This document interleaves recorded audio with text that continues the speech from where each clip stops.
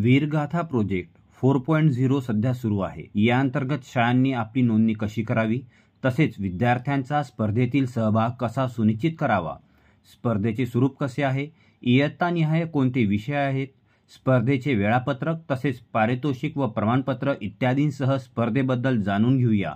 या व्हिडिओमध्ये नमस्कार शिक्षणाची बाराखडी या यूट्यूब सिरीजमध्ये मी दीपक चांदुरे, अधिव्याख्याता डाएट अमरावती, आपणा सर्वांचे हार्दिक स्वागत करतो। मित्रांनो, दिनांक 30 सप्टेंबर 2024 रोजी राज्य शैक्षणिक संशोधन व प्रशिक्षण परिषद महाराष्ट्र पुणे यांच्याद्वारा वीरगाथा प्रकल्प याबद्दल सविस्तर सूचना देणारे पत्र प्राप्त झालेले आहे। सर्वप्रथम वीरगाथा प्रकल्प काय आहे हे जाणून घेऊया। मित्रांनो, शौर्य पुरस्कार प्राप्त विजेत्यांच्या शौर्याची माहिती व शूरवीरांच्या जीवनगाथा विद्यार्थ्यांमध्ये पोहोचविण्याच्या उद्देशाने वीरगाथा प्रकल्प सुरू करण्यात आलेला आहे। यापूर्वी 3 वर्ष हा प्रकल्प झालेला असल्यामुळे 2024-25 मध्ये वीरगाथा प्रकल्पाचे नाव वीरगाथा प्रकल्प 4.0 असे आहे।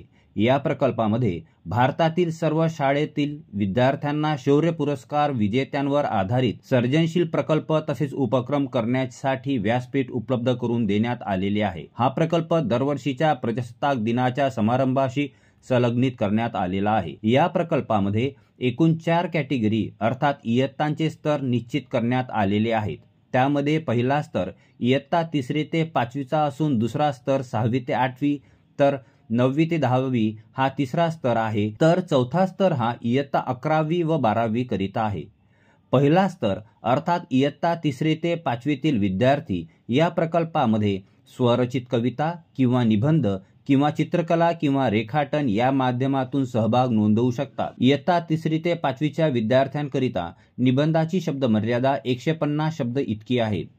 इयत्ता 6वी ते 12वीचे विद्यार्थी या प्रकल्पामध्ये स्वरचित कविता किंवा निबंध लेखन किंवा चित्रकला किंवा ड्रॉइंग किंवा मल्टीमीडिया प्रेझेंटेशन अर्थात व्हिडिओ निर्मिती याद्वारे या स्पर्धेत सहभाग घेऊ शकतात। निबंध लिहित असताना इयत्तानिहाय शब्दमर्यादा पुढील प्रमाणे आहे। इयत्ता 6वी ते 8वी करिता 300 शब्दांची मर्यादा, इयत्ता 9वी ते 10वी करिता 750 शब्दांची मर्यादा, तर इयत्ता 11वी ते 12वी करिता 1000 शब्द इतकी मर्यादा देण्यात आलेली आहे। मित्रांनो, आपण आपल्या शाळेमध्ये यापैकी जे इयत्ता स्तर असतील त्या इयत्ता स्तराच्या विद्यार्थ्यांकरिता या पद्धतीने स्पर्धांचे आयोजन करायचे आहे। आपण आपल्या शाळेमध्ये काव्य लेखन किंवा निबंध लेखन किंवा चित्र काढणे किंवा व्हिडिओ निर्मिती यापैकी कोणत्याही प्रकारची स्पर्धा विद्यार्थ्यांकरिता आयोजित करू शकतो। स्पर्धेकरिता विषय देण्यात आलेले आहेत की माझे रोल मॉडेल, यानंतर एखाद्या शौर्य पुरस्कार प्राप्त विजेत्या सैनिकाच्या नावाचा उल्लेख करून त्यांच्या जीवनातून मी जे मूल्ये शिकलो ती अशी आहेत, हा पहिला विषय असू शकतो। किंवा दुसरा विषय देण्यात आलेला आहे एखाद्या शौर्य पुरस्कार विजेत्या सैनिकाच्या नावाचा उल्लेख करून यांनी देशासाठी सर्वोच्च बलिदान दिले, त्यांची स्मृती जिवंत ठेवण्याची संधी मिळाली तर मला आवडेल, हा दुसरा विषय असून तिसरा विषय आहे राणी लक्ष्मीबाई माझ्या स्वप्नामध्ये आल्या, मी आपल्या देशाची सेवा करावी अशी त्यांची इच्छा होती। चौथा विषय आहे 1857चा उठाव हा भारतीय स्वातंत्र्याचा पहिला लढा म्हणून ओळखला जातो। या स्वातंत्र्य लढ्यात सहभागी झालेल्या एखाद्या स्वातंत्र्य सैनिकाच्या नावाचा उल्लेख करून त्यांची जीवनगाथा मला प्रेरणा देते, हा चौथा विषय आहे। तर 5वा विषय आहे स्वातंत्र्य लढ्यात आदिवासी बंडखोरांची भूमिका। मित्रांनो, दिनांक 6 ऑक्टोबर पर्यंत आपण शाळांमध्ये वरील स्पर्धा आयोजित करायची आहे व विद्यार्थ्यांकडून प्राप्त झालेल्या साहित्याचे मूल्यांकन करायचे आहे। मूल्यांकनाचे निकष देण्यात आलेले आहेत, ते आपण पुढे पाहणार आहोत। दिनांक 15 ऑक्टोबर पर्यंत आपल्याला वीरगाथा पोर्टलवर विजेत्या स्पर्धकांची माहिती सबमिट करायची आहे। पोर्टलवर नोंदणी कशी करावी व विद्यार्थ्यांची एंट्री कशी करावी याबद्दल याच व्हिडिओमध्ये आपण पुढे माहिती घेऊ। एक महत्त्वपूर्ण मुद्दा आपण सर्वांनी लक्षात घ्यावा, आत्ताच झालेल्या महावाचन चळवळीमध्ये आपण सर्व विद्यार्थ्यांची माहिती व त्यांचे निबंध पोर्टलवर अपलोड करत होतो। मात्र वीरगाथा प्रकल्प 4.0 या पोर्टलवर आपल्याला फक्त विजेत्या स्पर्धकांची माहिती भरायची आहे। शाळेमध्ये स्पर्धेचे आयोजन इयत्ता स्तरानुसार करण्यात यावे, त्यानंतर इयत्ता स्तरानुसारच प्रथम क्रमांक निर्धारित करण्यात यावा। अर्थात इयत्ता 3 ते 5 मधून एका सर्वोत्तम साहित्याची निवड, इयत्ता 6 ते 8 मधून एका सर्वोत्तम साहित्याची निवड, इयत्ता 9 ते 10 मधून एका सर्वोत्तम साहित्याची निवड व इयत्ता 11 ते 12 मधून एका सर्वोत्तम साहित्याची निवड आपल्याला करायची आहे. प्रत्येक शाळा आपल्या लॉगिनवर जास्तीत जास्त 4च विद्यार्थ्यांची माहिती अपलोड करू शकणार आहे. त्यामुळे इयत्ता 3री ते 12वी असे स्वरूप असणारी शाळा असल्यास प्रत्येक गटातून एक याप्रमाणे एकूण 4 विद्यार्थ्यांची माहिती अपलोड करायची आहे. इयत्ता 3री ते 10वी या इयत्ता असणारी शाळा असल्यास त्यांना प्रत्येक गटातून एक व कोणत्याही एका गटातून अतिरिक्त एक याप्रमाणे एकूण 4 विद्यार्थ्यांची माहिती अपलोड करता येणार आहे. इयत्ता 3री ते 8वी या इयत्ता असणारी शाळा असल्यास त्यांना इयत्ता 3री ते 5वी या गटातून 2 व इयत्ता 6वी ते 8वी या गटातून 2 याप्रमाणे एकूण 4 विद्यार्थ्यांची माहिती अपलोड करायची आहे. इयत्ता 3री ते 5वी या इयत्ता असणारी शाळा असल्यास त्यांना प्रथम 4 क्रमांक प्राप्त विद्यार्थ्यांची माहिती पोर्टलवर अपलोड करता येणार आहे. दिनांक 10 नोव्हेंबरपर्यंत जिल्हास्तरीय मूल्यमापन पूर्ण होणार आहे.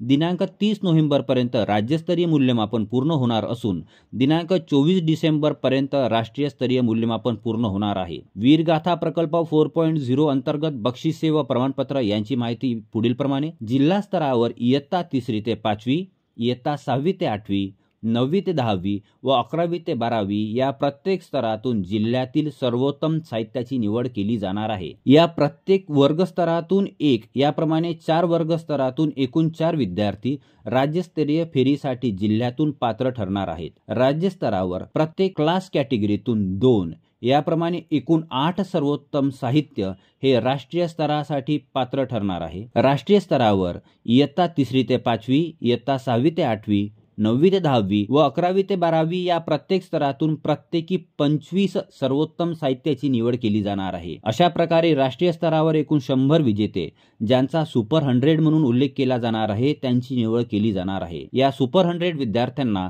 राष्ट्रीय स्तरावर 10,000 रुपयांचे रोख पारितोषिक प्राप्त होणार आहे. तसेच प्रमाणपत्र प्राप्त होणार आहे. आता आपण स्पर्धेमध्ये गुणांकनाचे निकष पाहूया. साधारणतः सर्व स्तरावरील विद्यार्थ्यांना सहज सहभाग घेता येईल अशा प्रकारची स्पर्धा म्हणजे निबंध लेखन स्पर्धा होय. निबंध लेखन या अंतर्गत मूल्यमापनाकरिता 4 क्षेत्र निश्चित करण्यात आलेली आहेत.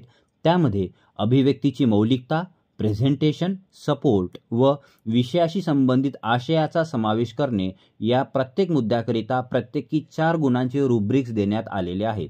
एकूण महत्तम 16 गुणांचे गुणांकन करता येणार आहे. प्रत्येक स्तराकरिता शब्दमर्यादा यापूर्वी उल्लेख केल्याप्रमाणे आहे. त्या शब्दमर्यादेपेक्षा 50 किंवा त्यापेक्षा जास्त शब्द झाल्यास विद्यार्थ्यांच्या एकूण गुणांमधून 2 गुण कापून घेण्यात येणार आहे. निबंध लेखन या अंतर्गत गुणांकनाचा चौथा निकष आहे विषयाशी संबंधित आशयाचा समावेश. यामध्ये जर निवडलेल्या विषयाशी संबंधित खूप थोड्या प्रमाणातील आशय संबंधित निबंधामध्ये असल्यास केवळ 1 गुण द्यायचा आहे. विषयाशी संबंधित आशयाचा थोड्या प्रमाणामध्ये समावेश केलेला असेल तर 2 गुण द्यायचे आहे. निबंधातील सर्व माहिती ही निबंधाच्या विषयाशी संबंधित असेल तर 3 गुण द्यायचे आहेत. तर या मुद्द्याचे 4 पैकी 4ही गुण प्राप्त होण्याकरिता विद्यार्थ्यांनी निबंधामध्ये दिलेली सर्व माहिती ही विषयाशी संबंधित असणे व त्यामध्ये अलीकडच्या कालखंडातील उदाहरणांचा समावेश केलेला असणे अपेक्षित आहे.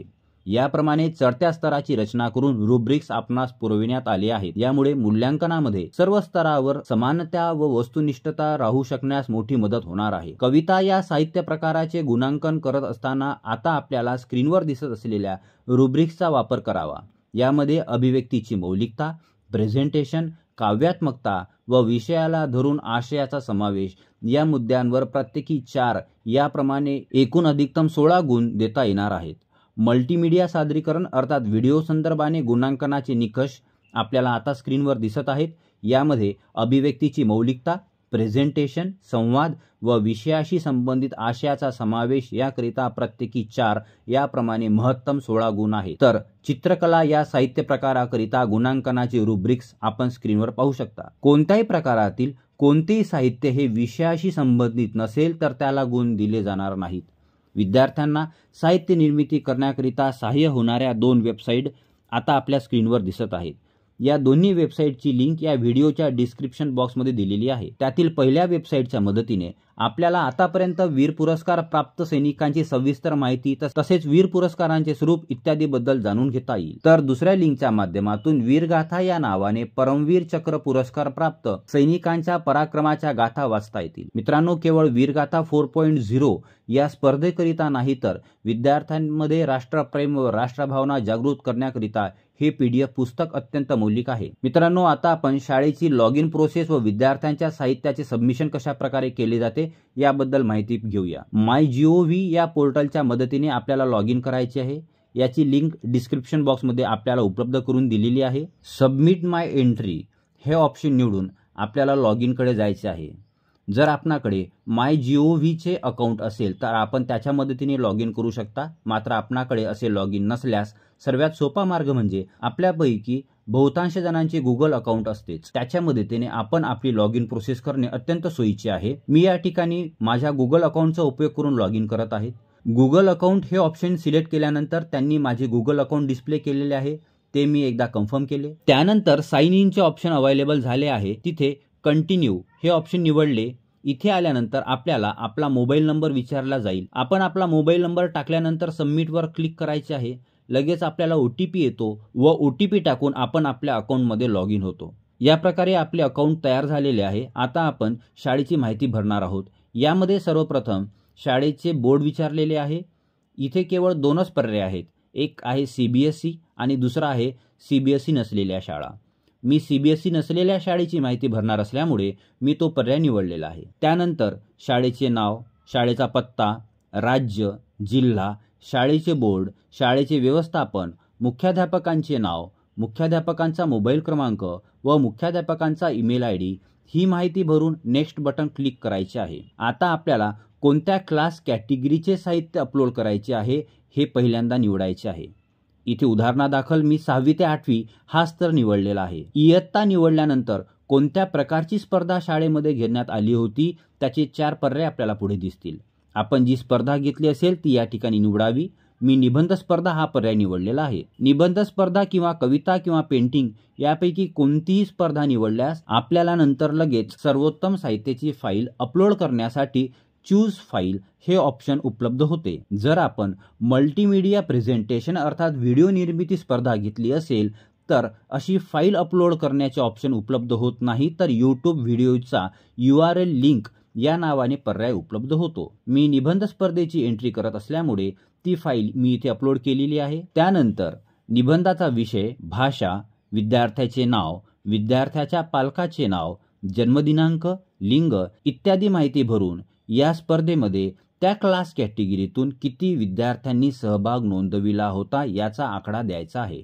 त्यानंतर सबमिट हे ऑप्शन क्लिक केल्यानंतर आपली एका क्लास कॅटेगरीची माहिती पूर्णतः अपलोड झालेली असेल। या प्रकारे शाळेतील विजेत्या स्पर्धकांची माहिती अपलोड केल्यानंतर आपल्याला अशा प्रकारचा डॅशबोर्ड दिसायला लागतो। मित्रांनो, आपण केवळ 4च विद्यार्थ्यांची माहिती अपलोड करू शकतो, ही मर्यादा लक्षात ठेवावी। या डॅशबोर्डवर आपण पाहू शकता की आपण कोणत्या क्लास कॅटेगरीचा कोणती स्पर्धा शाळेमध्ये आयोजित केली होती, त्यामध्ये प्रथम क्रमांक प्राप्त विद्यार्थ्याचे नाव काय आहे, तो कोणत्या इयत्तेतील आहे ही माहिती दिसते। सोबतच त्याचे प्रमाणपत्र डाउनलोड करण्याची सुविधा आपल्याला उपलब्ध होते। दिनांक 15 ऑक्टोबर 2024 नंतर आपण विद्यार्थ्यांचे प्रमाणपत्र डाउनलोड करून घेऊ शकता। मित्रांनो, शिक्षणाशी संबंधित महत्त्वपूर्ण व नाविन्यपूर्ण माहितीसह लवकरच भेटूया शिक्षणाची बाराखडी या YouTube सिरीजमधील पुढील व्हिडिओमध्ये। जय हिंद।